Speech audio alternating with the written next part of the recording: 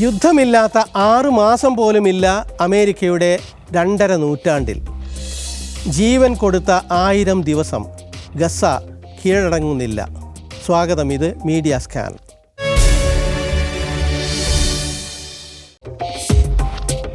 യുദ്ധമില്ലാത്ത 6 മാസം പോലുമില്ല അമേരിക്കയുടെ 2.5 നൂറ്റാണ്ടിൽ. യുദ്ധം, യുദ്ധവിരാമം, വീണ്ടും യുദ്ധം. ഈ പരമ്പരയ്ക്കിടെ അമേരിക്കയും ഇറാനും 2 വലിയ ദേശീയ സംഭവങ്ങൾക്ക് സാക്ഷിയായി. ഇറാനിൽ കൊല്ലപ്പെട്ട പരമോന്നത നേതാവിൻ്റെ സംസ്കാരം, ആ കൊലക്ക് പിന്നിൽ പ്രവർത്തിച്ച അമേരിക്കയിൽ അവരുടെ സ്വാതന്ത്ര്യത്തിൻ്റെ 250-ാം വാർഷികം. സ്വതന്ത്ര US-ൻ്റെ 250 വർഷങ്ങൾ ആഘോഷമാക്കി സർക്കാരും മാധ്യമങ്ങളും. ആഘോഷ ചടങ്ങുകൾ ധാരാളമായി നടന്നു. ആത്മപരിശോധന ഏറെക്കുറെ പൂജ്യവും. ശരിക്കും സ്വാതന്ത്ര്യം പ്രയോജനപ്പെട്ടത് ആർക്ക്? കഴിഞ്ഞ 250 വർഷങ്ങളിൽ ആ സ്വാതന്ത്ര്യം എങ്ങനെ ഉപയോഗിക്കപ്പെട്ടു?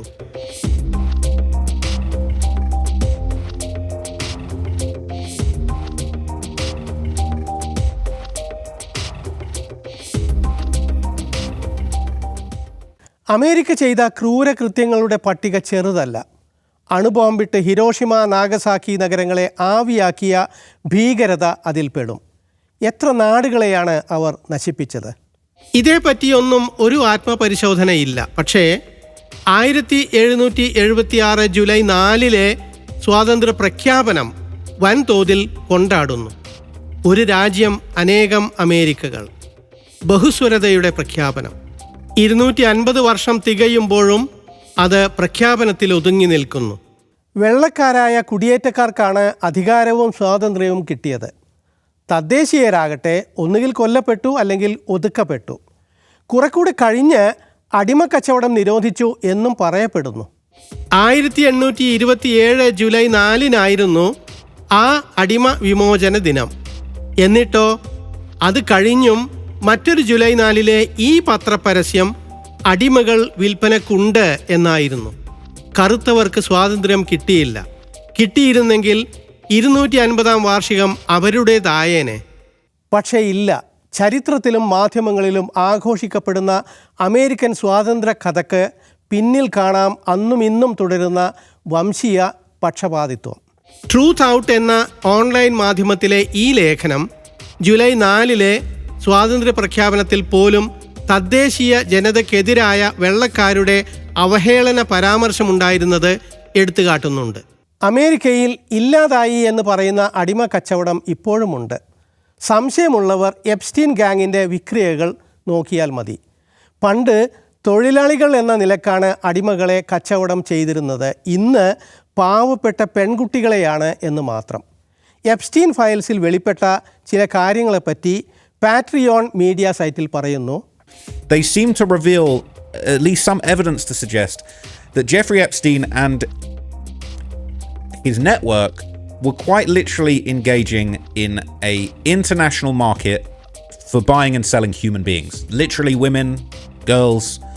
They were emailing around, offering humans up seemingly for sale or for trade or for, I guess, lease, rental. I don't know how you would describe it, okay? But this is going around. They're saying this is a set of DOJ deleted emails of girls being brought and sold. And look, I don't even want to zoom in too far, but what you can see here, the faces have been redacted. Anything not safe for work has been redacted.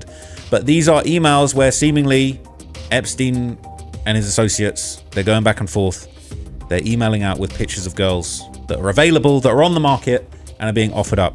ഇന്ന് ആധിപത്യം വാഴുന്നവർ പഴയ colonial ചൂഷകരുടെ പുതിയ പതിപ്പ് മാത്രം. മത John's മാധ്യമ പോർട്ടലിൽ 2 പേരെഴുതിയ ഒരു സുദീർഘ ലേഖനമുണ്ട്. 1776 സ്വാതന്ത്ര്യ പ്രഖ്യാപനത്തിൽ ബ്രിട്ടീഷ് രാജാവ് ജോർജ് 3 കീഴിൽ അമേരിക്കക്കാർ അനുഭവിച്ച യാതനകൾ എണ്ണി പറഞ്ഞിരുന്നു. അവ പരിശോധിച്ച ഈ ലേഖകർക്ക് ഒരു കാര്യം ബോധ്യപ്പെട്ടു. മന്ദബുദ്ധിയും കിറുക്കനുമായിരുന്ന ജോർജ് രാജാവിന് എന്തൊക്കെ ദോഷങ്ങളുണ്ടായിരുന്നോ അതിൽ പലതും ഇന്നത്തെ US പ്രസിഡന്റ് ട്രംപിനുമുണ്ട് എന്ന്. ലോകരാജ്യങ്ങൾക്ക് ട്രംപിൻ്റെ അമേരിക്ക ഭീഷണിയാണ്. തീരുവ യുദ്ധവും സാക്ഷാൽ യുദ്ധവും ഉദാഹരണം. പക്ഷേ അന്യ രാജ്യങ്ങൾക്കെന്ന പോലെ സ്വന്തം നാട്ടിനും ട്രംപ് ദ്രോഹമാണ് ചെയ്യുന്നത്. സ്വതന്ത്ര ജനാധിപത്യ രാജ്യങ്ങളുടെ കൂട്ടത്തിൽ അമേരിക്കക്ക് ഇന്നുള്ള ഒരു ഒന്നാം സ്ഥാനം ഇതാണ്. പൗരന്മാരെ തടവിലിടുന്ന കാര്യത്തിലാണ് ഈ ഒന്നാം സ്ഥാനം. 1,00,000 പേരിൽ 120 എന്ന തോതിലാണ് മറ്റിടങ്ങളിൽ തടവുകാരുടെ എണ്ണം. അമേരിക്കയിൽ അത് 614, 5 ഇരട്ടിയിലധികം. ജൂലൈ 4 സർക്കാരിന് ഗംഭീര ആഘോഷമായെങ്കിൽ പല പൗരന്മാർക്കും അത് രോഷം കാണിക്കാനുള്ള അവസരമായി. ഒരു സമൂഹ മാധ്യമ പോസ്റ്റ് ഇങ്ങനെ: I just got 3 things to say. God bless our troops. God bless America. And gentlemen, start your engine.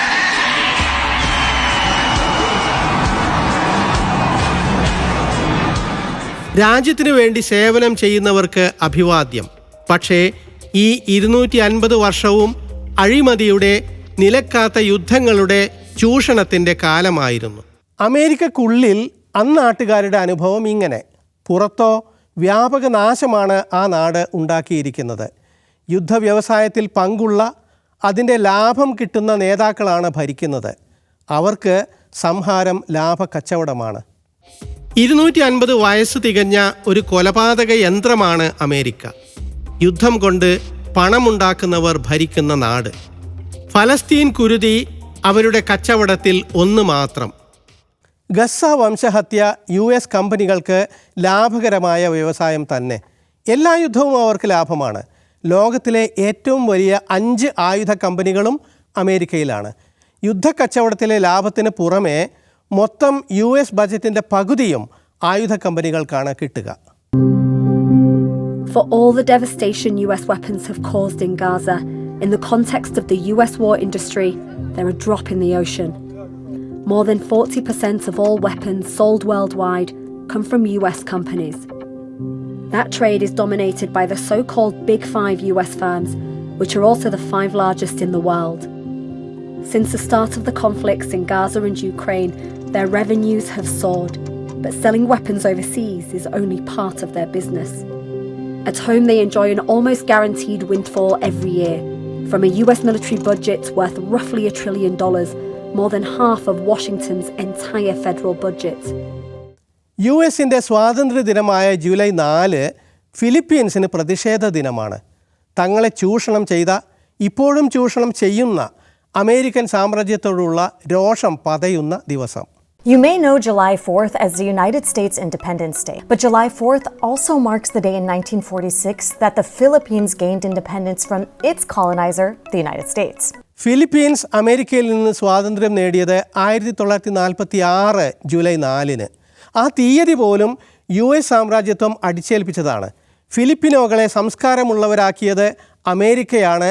അമേരിക്കയുടെ സ്വാതന്ത്ര്യദിനം അവരുടേതുമാണ് എന്നാണ് അത്ര ന്യായം. In 1998, the US acquired the Philippines from Spain after the Spanish-American War. The US wanted control of the island nation because of its strategic location in the Pacific. The US had promised Filipinos their freedom in exchange for helping them defeat Spain, but it broke that promise and instead colonized the Philippines and waged a brutal war that killed at least 200,000 Filipino civilians. American സ്വാതന്ത്ര്യം 1776. 1898 America ഫിലിപ്പീൻസിൻ്റെ സ്വാതന്ത്ര്യത്തെ അവഗണിച്ച് അവരെ കോളനിയാക്കി. സ്വാതന്ത്ര്യം നൽകാമെന്ന് വാക്ക് പറഞ്ഞു, അത് പാലിച്ചില്ല. സ്വാതന്ത്ര്യം ചോദിച്ച ഫിലിപ്പിനോകളെ അടിച്ചമർത്തി കൂട്ടക്കൊല ചെയ്തു. 2 ലക്ഷം പേരെ അങ്ങനെ കൊന്നു. And what came next was what US President William McKinley called benevolent assimilation. അക്കാലത്ത് US മാധ്യമങ്ങളും ഫിലിപ്പിനോകളെ ചിത്രീകരിച്ചത് സംസ്കാരമില്ലാത്ത കാപ്പിരികളായിട്ടാണ്. അവരെ സംസ്കരിക്കാൻ അമേരിക്കയിൽ നിന്ന് അധ്യാപകരെ അയച്ചു. ഫിലിപ്പിനോകളെ കൊണ്ട് അമേരിക്കയ്ക്ക് വേണ്ടി സൈനിക സേവനം ചെയ്യിച്ചു. US magazines and newspapers racistly portrayed Filipinos, as many scholars have put it, as savages in need of civilizing. So hundreds of American school teachers were shipped off to the islands to teach English and American history. The US also started recruiting Filipinos to fight in its military. അവർക്ക് അവകാശപ്പെട്ട വേതനം കൊടുത്തില്ല. ഒടുവിൽ ഫിലിപ്പീൻസിന് സ്വാതന്ത്ര്യം കൊടുത്തപ്പോഴും US സൈനിക താവളം അവിടെ ബാക്കി വെച്ചു. അതിലെ പട്ടാളക്കാർ ഫിലിപ്പിനോകളെ പീഡിപ്പിച്ചു.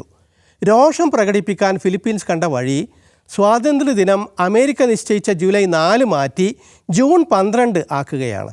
In 1964, the Philippines officially moved its Independence Day from July 4th to June 12th, a change that in part reflected growing unhappiness with the US. ഇത്തവണ അമേരിക്ക അതിൻ്റെ സ്വാതന്ത്ര്യം ആഘോഷിക്കുമ്പോൾ തന്നെ ഇറാൻ ആയത്തുള്ള ഖാംനയിയുടെ അന്തിമോപചാരം നടത്തി.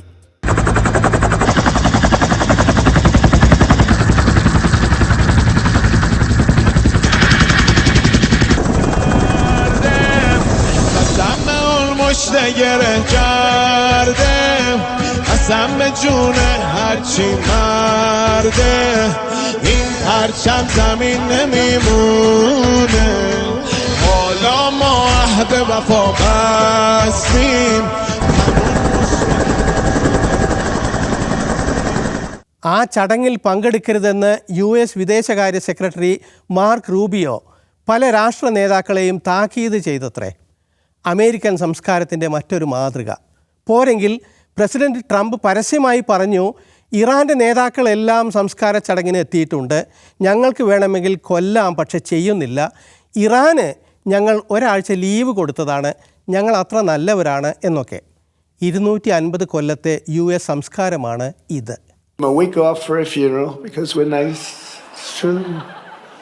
For 250 years, the entire world has looked to our country and been inspired by the leaps of progress, feats of strength, and acts of selflessness, faith, and hope that could only have happened right here. ഈ American സംസ്കാരമാണല്ലോ Iran നേതാവിനെ വധിച്ചത്.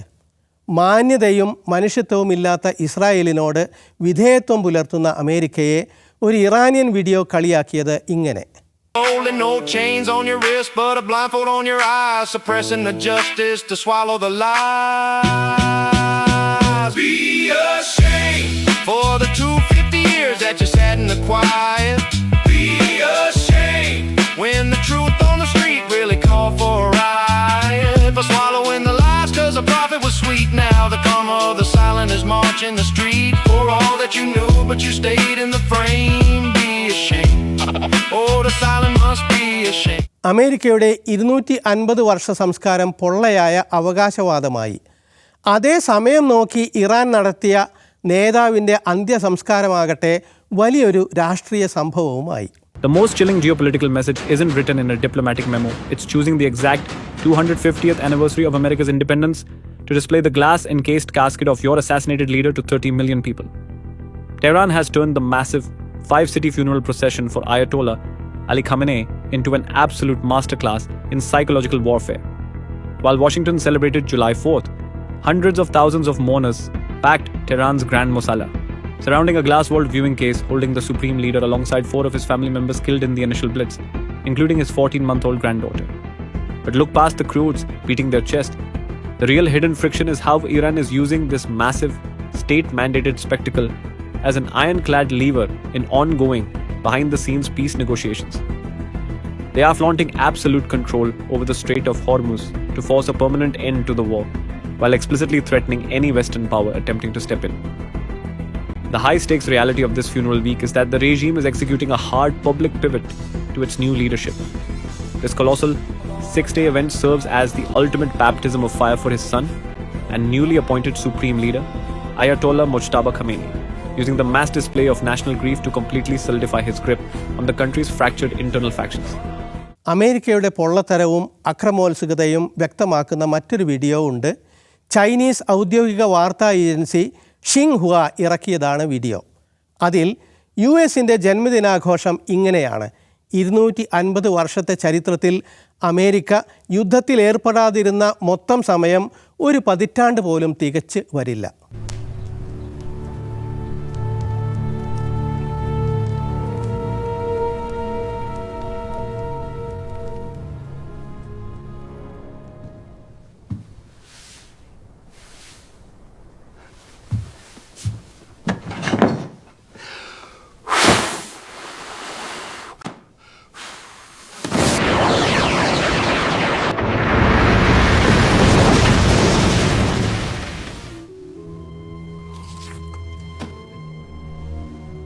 Happy birthday.